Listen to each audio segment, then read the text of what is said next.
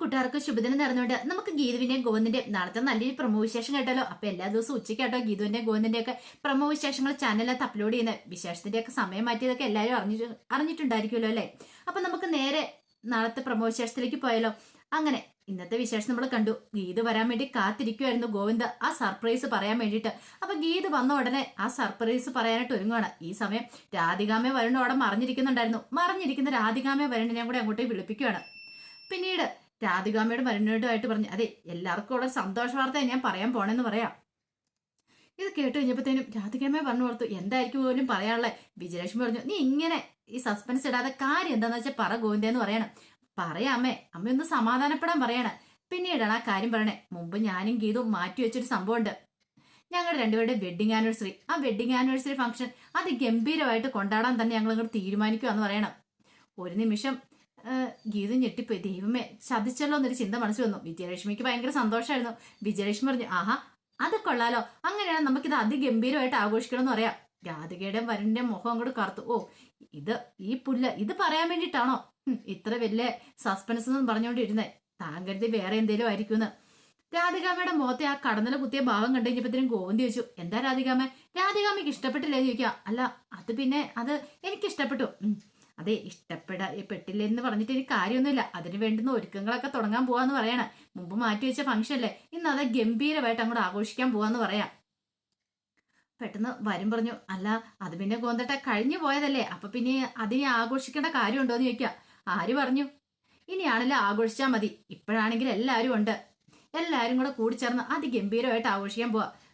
പോരാത്തേന് ഗീതു പ്രഗ്നന്റും കൂടെ അല്ലേ. ഗീതുവിന്റെ മനസ്സിന്റെ സന്തോഷം അതാണ് എനിക്ക് ഏറ്റവും കൂടുതൽ വലുതായിട്ടുള്ളതെന്ന് പറയാണ്. അങ്ങനെ അതിന് വേണ്ടുന്നുള്ള ഒരുക്കങ്ങളൊക്കെ ഞങ്ങൾ തുടങ്ങിക്കോളം പറയാണ്. ഇത് കേട്ട് കഴിഞ്ഞപ്പോഴത്തേനും രാധയ്ക്ക് ഒട്ടും അങ്ങോട്ട് സഹിച്ചില്ല. എങ്ങനെയെങ്കിലും ആ വെഡിങ് ആനിവേഴ്സറി ഫംഗ്ഷൻ ഒന്ന് അലങ്കോലമാക്കാൻ നേരത്തെ ശ്രമിച്ചാ അന്ന് അത് പക്ഷെ മുടങ്ങിപ്പോയി. വീണ്ടും അതേ കാര്യം തന്നെ വന്നിരിക്കുക. ഇനി ഇതിപ്പോ എങ്ങനെ മുടക്കാൻ പറ്റും? ആലോചിച്ചിട്ട് എത്തും പിടിയും കിട്ടില്ല രാധയ്ക്ക്. രാധിക അങ്ങോട്ടേക്ക് കയറിപ്പോവാണ്. ആ സമയം വിജയലക്ഷ്മി പറഞ്ഞു, എനിക്ക് ഇഷ്ടപ്പെട്ടു, സൂപ്പർ ഐഡിയ മോനെ, ഇതിത്തെ നേരത്തെ ആഘോഷിക്കണ്ടായിരുന്നു പറയണം. ഈ സമയം ഗോവിന്ദ് പറഞ്ഞു, എല്ലാത്തിനും അതിൻ്റെതായ ഒരു സമയം ഉണ്ടല്ലോ അമ്മേ, ഇപ്പോഴാണ് അതിന്റെ സമയം വന്നിരിക്കണേന്ന് പറയണം. എന്നാ ശരി ഞാൻ ഓഫീസിലേക്ക് പോട്ടെ ഗീതു, എന്നാ ശരി വൈകുന്നേരം കാണാമെന്നും പറഞ്ഞിട്ട് ഗോവിന്ദ് അങ്ങോട്ടേക്ക് പോവാണ്. ഗോവിന്ദ് പോയി കഴിഞ്ഞപ്പോഴത്തേനും ഗീതിന്റെ മുഖം കണ്ടു കഴിഞ്ഞപ്പം വിജയലക്ഷ്മി ചോദിച്ചു, എന്താ മോളെ എന്ത് പറ്റി, നിന്റെ മുഖം എന്താ വല്ലായിരിക്കണം നിൽക്കും? ഒന്നുമില്ല, എനിക്കറിയാം നിന്റെ മനസ്സിനെ എന്തോ അലട്ടുന്നുണ്ട്. വെഡിങ് ആനിവേഴ്സറി അത് ഗംഭീരമായിട്ട് ആഘോഷിക്കുക എന്ന് പറഞ്ഞിട്ട് നീ എന്താ വല്ലാതിരിക്കണേ? സന്തോഷിക്കുകയല്ലേ ഈ സമയത്ത് വേണ്ടതെന്ന് ചോദിക്കാം. എങ്ങനെ സന്തോഷിക്കാൻ അമ്മയെന്ന് ചോദിക്കുക. അതെന്താ അമ്മ, അതൊക്കെ ഉണ്ടെന്ന് പറയണ, ആ ചില കാര്യങ്ങളൊക്കെ ഉണ്ടെന്ന് പറയാം. നീ കാര്യം എന്താന്ന് വെച്ചാൽ പറ. പിന്നീട് ഗീത ചുറ്റി നോക്കി, ആരെങ്കിലും ഉണ്ടോന്ന് നോക്കുകയാണ്. പിന്നീട് പറഞ്ഞു, അതെ ഇവിടെ വെച്ച് പറയാൻ പറ്റില്ല, നമുക്ക് അങ്ങോട്ടേക്ക് മാറി നിൽക്കാം. കാരണം ചുറ്റും കണ്ണും കാതുമായിട്ട് ഇവിടെ എല്ലാവരും നിൽക്കുന്നേ. വരാനായിട്ട് രാധികാമ്മ എപ്പം വേണ്ട ഒളിഞ്ഞു നോക്കാം, നമ്മൾ പോലും അറിയത്തില്ല. നമ്മൾ പറയുന്ന ഓരോ സംസാരം പിടിച്ചു വെക്കാൻ വേണ്ടിയിട്ട് ഇവരിവിടെ നിൽക്കുവാന്ന് പറയണം. അങ്ങനെ വിജയലക്ഷ്മിനെയും കൂട്ടിക്കൊണ്ട് ഗീത പുറത്തേക്ക് അങ്ങോട്ട് പോവാണ്. ആ സമയം മുറിയിലേക്ക് വന്നിട്ട് രാധിക പറഞ്ഞു, എന്റെ ദൈവമേ വെഡിങ് ആനിവേഴ്സറി അതെങ്ങനെയാലും കുളമാക്കാൻ പറ്റുമോ വരണേന്ന് ചോദിക്കാം. എന്ത് ചെയ്യാനമ്മേ, എങ്ങനെ കുളമാക്കാനെന്ന് പറ, എന്തേലും ഒരു മാർഗം ഉണ്ടായിരുന്നെങ്കിൽ കുഴപ്പമില്ലായിരുന്നു പറയാണ്. ആ സമയത്താണ് സത്യദാസ് അങ്ങോട്ട് വരുന്നത്. സത്യദാസിനോട് ഈ കാര്യങ്ങളൊക്കെ പറയാണ്. സത്യദാസ് പറഞ്ഞു, വെഡിങ് ആനിവേഴ്സറി അവർ അതിഗംഭീരമായിട്ട് അങ്ങോട്ട് ആഘോഷിക്കട്ടെ, അവർക്കിട്ടുള്ള പണി കൊടുക്കാന്ന് പറയാണ്. ഇനി നമ്മുടെ കയ്യിലെ ഏറ്റവും വലിയ തുറുപ്പുചീട്ട മാർഗഴി അല്ലേ, മാർഗഴിനെ ഇറക്കി കളിക്കാൻ പോയല്ലേ, പിന്നെ എന്തിനാ രാധിക നീ ഭയപ്പെടുന്നതെന്ന് ചോദിക്കുക. സാക്ഷാൽ ഗോവിന്ദിന് പോലും മനസ്സിലാവില്ല ഗീതുവാണോ മാർഗഴിയാണോ എന്നുള്ള കാര്യം. അവളെല്ലാം അടിച്ചു മാറ്റിക്കൊണ്ട് പോയതിന് ശേഷം മാത്രമേ കാര്യങ്ങളൊക്കെ മനസ്സിലാവുള്ളൂ എന്ന് പറയണം. ഇത് കേട്ട് കഴിഞ്ഞപ്പം രാധിക പറഞ്ഞു, അതൊക്കെ നടക്കുന്ന കാര്യമാണോ? അതൊക്കെ നടക്കും, അതിന് വേണ്ടുന്ന കാര്യങ്ങളൊക്കെ ചെയ്തിട്ടാണ് ഞാൻ ഇന്നും കൂടെ വന്നിരിക്കുന്നത്. എന്നോട് കളിച്ചിട്ടുണ്ടെങ്കിൽ എന്റെ മകനെ തൊട്ട് കളിച്ച കളി എന്താന്ന് ഈ സത്യദാസ് പഠിപ്പിക്കാൻ പോവാന്ന് പറയണം. ഇത് കേട്ടപ്പോൾ വരുണി ചോദിച്ചു, അച്ഛാ അതൊക്കെ വല്ലതും നടക്കുന്നതാണോ? പിന്നെ നടക്കാതെ, നിനക്ക് എന്താടാ മോനെ പേടിയുണ്ടോന്ന് ചോദിക്കുക. പേടിയില്ല, എപ്പോ അവർക്കിട്ട് പാര പണിതാലും തിരിച്ച് ആ പാര നമുക്കിട്ട് തന്നെ വന്ന് കൊള്ളുന്നേ, അത് നന്നായിട്ട് എനിക്കറിയാം. ഇനി ഏറ്റുവാങ്ങാണ്ട് ഈ ശരീരത്തില് ആവതില്ലെന്ന് പറയണ. ഇത് കേട്ടപ്പോ രാധിക പറഞ്ഞു, നീ എന്തിനാണ് അവരുടെ ഇങ്ങനെ ഭയപ്പെടുന്നേ? അമ്മയ്ക്ക് അത് പറയാം, ശൂലം കുത്തുന്നും ശയനപ്രദക്ഷിണം നടത്തുന്നതൊക്കെ ഞാനല്ലേ. ഇനി എന്തേലും പ്രശ്നം ഉണ്ടായിട്ടുണ്ടെങ്കിൽ അതും കൂടെ എന്റെ തലയിലേക്കായിരിക്കും, എനിക്ക് പറ്റില്ല എന്ന് പറയണം. രാധിക പറഞ്ഞു, നീ പേടിക്കൊന്നും വേണ്ട, നിന്നോട് ചെയ്തതിനൊക്കെ എണ്ണി എണ്ണി നമ്മൾ പകരം ചോദിക്കുമെന്ന് പറയണം. സത്യാസ് പറഞ്ഞു, അതെ അതിനി അധികം വൈകില്ല എന്ന് പറയണം. മാർഗഴി ഇങ്ങോട്ടേക്ക് വരും, പിന്നെ നമ്മളാണ് കളികളൊക്കെ നിയന്ത്രിക്കണേന്ന് പറയണം. ഈ സമയം വിജയലക്ഷ്മിയെ കൊണ്ട് ഗീതു പുറത്തേക്ക് അങ്ങോട്ട് പോവാണ്. അങ്ങനെ സിറ്റൗട്ടിൽ പോയി ഇങ്ങനെ സംസാരിക്കുകയാണ്. അപ്പം വിജയലക്ഷ്മി ചോദിച്ചു, എന്താ മോളെ നീ എന്തിനാ ഭയപ്പെടുന്നെന്ന് ചോദിക്കുക. അത് പിന്നെ അമ്മേ ഒരു പ്രശ്നം ഉണ്ടെന്ന് പറയണേ. എന്താ പ്രശ്നം? വെഡിങ് ആനിവേഴ്സറി ഞങ്ങൾ വെക്കാൻ തീരുമാനിച്ചിട്ടുണ്ടായിരുന്നു. പക്ഷെ ആ വെഡിങ് ആനിവേഴ്സറി വെക്കുന്ന ദിവസം സത്യദാസ അമ്മയുടെ ആരുമല്ല, അമ്മയുടെ ഭർത്താവല്ല എന്നുള്ള കാര്യം തെളിയിക്കാൻ വേണ്ടിയിട്ടായിരുന്നു വെഡിങ് ആനിവേഴ്സറി തന്നെ ഞങ്ങൾ അറേഞ്ച് ചെയ്ത് വെച്ചിട്ടുണ്ടായിരുന്നേ. അത് മുടങ്ങിപ്പോവുകയും ചെയ്തല്ലോ.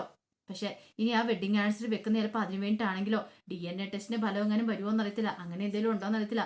അങ്ങനെ അന്നത്തെ ദിവസം സത്യദാസിനെ ഇവിടുന്ന് പുറത്തിറക്കാനാണ്, ഇവിടുന്ന് അടിച്ചിറക്കാനാണെന്നുള്ള കാര്യം അറിയില്ലോ എന്ന് പറയണം. അപ്പോഴേക്കും വിജയലക്ഷ്മി ഓർത്തു, അങ്ങനെ എന്തെങ്കിലും സംഭവിക്കുമോ? എനിക്ക് അതൊക്കെ ഓർത്തിട്ട് നല്ല ടെൻഷനാണ്. അങ്ങനെയാണെങ്കിൽ കണ്ണേണ്ണ അതിനു വേണ്ടിയിട്ടായിരിക്കും ശ്രമിക്കുന്നത്. അങ്ങനെ വന്നിട്ടുണ്ടെങ്കിൽ അറിയാലോ, പിന്നെ നമ്മുടെ രഹസ്യങ്ങളൊക്കെ നമുക്ക് അതേ കാലം മറച്ചു വെക്കാൻ പറ്റില്ല എന്ന് പറയണം. വിജയലക്ഷ്മി ആലോചിച്ചു, ഇനി എന്താ ചെയ്യേണ്ടതെന്ന് അറിയത്തില്ല. അങ്ങനെ അവൾ സംസാരിച്ചുകൊണ്ടിരിക്കുന്ന സമയത്താണ് പെട്ടെന്ന് ഗീതു ആ കാര്യം ശ്രദ്ധിക്കുന്നത്. അവിടുന്ന് ഒരു തല ഇങ്ങനെ മറിഞ്ഞു നിൽക്കുന്ന കണ്ടു. പോയി കഴിഞ്ഞപ്പോൾ രാധികയാന്ന് മനസ്സിലായി. രാധിക വന്ന് പതുക്കെ വന്ന് ഒളിഞ്ഞു നോക്കണം. പെട്ടെന്ന് ഗീത വിജയലക്ഷ്മി പറഞ്ഞു, അമ്മ അവിടെ അനങ്ങാൻ നിന്നോണം, ഇപ്പൊ ഒരു പണിയുണ്ടെന്ന് പറയണം. പണി എന്ത് പണി? അതൊക്കെ ഉണ്ടെന്ന് പറയണം.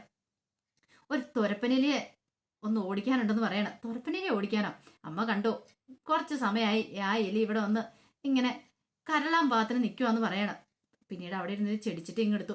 ഒറ്റ ഒരു ഏറായിരുന്നു. രാധികാമ്മ ഒളിഞ്ഞു നോക്കിയ സമയത്ത് തന്നെ ഏറ് കൊടുത്തു. കൃത്യം രാധികാമ്മയുടെ കണ്ണയിരിക്കുന്ന കണ്ണട സഹിതം താഴേക്ക് തെറിച്ചു പോവാണ്. അയ്യോ എന്നും പറഞ്ഞൊരു നിലവിളി ശബ്ദമായിരുന്നു. പെട്ടെന്ന് വിജയലക്ഷ്മി വെച്ച് എന്താന്ന് ചോദിക്കുക. അത് തുരപ്പനലി ഓടിയ ശബ്ദമെന്ന് പറയണം. ഗീത പറഞ്ഞു, നമ്മൾ എന്താ പറയുന്നതെന്ന് അറിയാൻ വേണ്ടിയിട്ട് രാധികാമ്മ ഒന്ന് പമ്മിയോടെ നിൽക്കുമായിരുന്നു. ഈ രാധികനെ കൊണ്ട് ഒരു പൊറുതിയില്ലോ എന്ന് പറയാം. എൻ്റെ അമ്മേ, ഇതൊക്കെ എന്ത്, ഇതിന്റെ അപ്പുറമായിരുന്നു. ഇപ്പൊ കുറച്ച് കുറവണ്ണം തോന്നുന്നു, ഇനിയിപ്പോൾ അത് കൂടി വരത്തോളെന്ന് എനിക്ക് തോന്നണേന്നൊക്കെ പറയണം.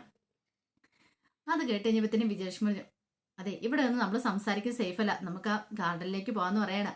അങ്ങനെ വിജയലക്ഷ്മി ഗീതവും കൂടെ ഗാർഡനിലേക്ക് ചെല്ലുവാണ്. ചെന്ന് കഴിഞ്ഞിട്ട് ആദ്യം പറഞ്ഞു, നീ പേടിക്കേണ്ട ഗീതു എന്ന് പറയണം. പേടിക്കേണ്ടെന്ന് അമ്മ പറയും, പക്ഷെ എനിക്കറിയത്തില്ല എന്ത് ചെയ്യണമെന്ന്. ഇനിയിപ്പം രഞ്ജുവിന്റെ അച്ഛനല്ല സത്യദാസൻ തെളിഞ്ഞു കഴിഞ്ഞിട്ടുണ്ടെങ്കിൽ പിന്നെ അത് വലിയ പ്രശ്നമാവും. അത് മാത്രമല്ല, അങ്ങനെ വന്നിട്ടുണ്ടെങ്കിൽ സത്യദാസ് ആ ജന്മരഹസ്യം വെളിപ്പെടുത്തുമല്ലേ, അപ്പൊ പിന്നെ എന്ത് ചെയ്യാൻ പറ്റുമെന്ന് ചോദിക്കണം. ഒരു നിമിഷം ആലോചിച്ചു വിജയലക്ഷ്മി. ഗീതയോട് സത്യങ്ങളൊക്കെ തുറന്നു പറഞ്ഞാലോ ഈ പറയുന്ന സത്യദാസ് ആരാന്നുള്ള കാര്യം ഇതുവരെയായിട്ടും അത് പറഞ്ഞിട്ടില്ല. ഇനി എന്തിനാ പറയാൻ പഠിക്കുന്നത്? ഗീതുവിന് ഒരുമാതിരിപ്പെട്ട കാര്യങ്ങളെല്ലാം അറിയാം, അത് ഒളിച്ചു വെച്ചിട്ട് കാര്യമില്ല. പിന്നീട് വിജയലക്ഷ്മി ഒന്ന് ആലോചിച്ചിട്ട് പറഞ്ഞു, ഗീതു നിനക്കറിയത്തില്ലാത്ത സത്യദാസിനെ കുറിച്ചുള്ള വലിയൊരു രഹസ്യം ഞാൻ നിന്നോട് പറയാന്ന് പറയണ. രഹസ്യമോ? അതിന്റെ രഹസ്യം അതുണ്ടെന്ന് പറയണ. ഈ പറയുന്ന സത്യദാസ് ആരാ നിനക്കറിയാമെന്ന് ചോദിക്കാം. ആരാ? എനിക്കറിയില്ല, അമ്മയുടെ ഭർത്താവെന്നും പറഞ്ഞോണ്ട് ആദ്യം വരണേ. പിന്നെ അയാൾ ആരാ എന്താന്ന് എനിക്ക് അറിയില്ല എന്ന് പറയണം. അയാളുടെ ശരിക്കുള്ള പേര് ഭാസ്കരൻ എന്നാന്ന് പറയണം. ഭാസ്കരനോ? അതെ. ഈ ഭാസ്കരൻ ആരാന്നറിയാവോ? ഈ പറയുന്ന ഇവിടെയുള്ള രാധികയുടെ ആദ്യത്തെ ഭർത്താവ്, നിയമപരമായിട്ടുള്ള ഭർത്താവ്, മുൻ ഭർത്താവ് എന്ന് പറയും. അതിനുശേഷമാണല്ലോ മാധവേട്ടനുമായിട്ട് രാധിക ഒന്നിച്ചെന്ന് പറയാം. ഒരു നിമിഷം ഗീത ഞെട്ടിപ്പോയി. അമ്മ എന്തൊക്കെയാ പറയണെന്ന് വെക്കും. സത്യമാണ് ഞാൻ പറയണേ. എന്നിട്ട് രാധികമ്മ സത്യസംഗമായിട്ട് അങ്ങനെ സംസാരിച്ചോ അങ്ങനെയൊന്നും കാണുന്നില്ലോ. അതൊക്കെ അവളുടെ ഒരു അടവല്ലേന്ന് ചോദിക്കുകയാണ്. ശരിക്കും മുൻ ഭർത്താവ് ഈ പറയുന്ന വരുണിന്റെ അച്ഛൻ ആരാന്നറിയാവോ? ഭാസ്കരനാന്ന് പറയണേ.